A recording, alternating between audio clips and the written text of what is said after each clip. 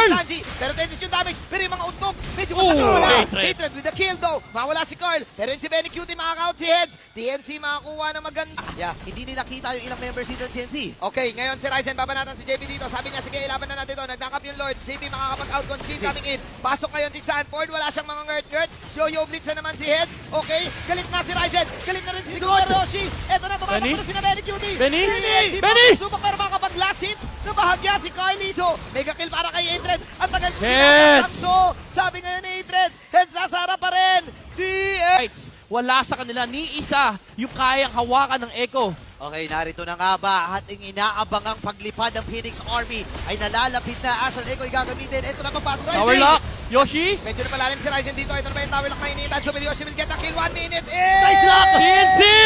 TNC Pro Team! Finally! Yung nire-request yun na isa! Pwes, binigyan nila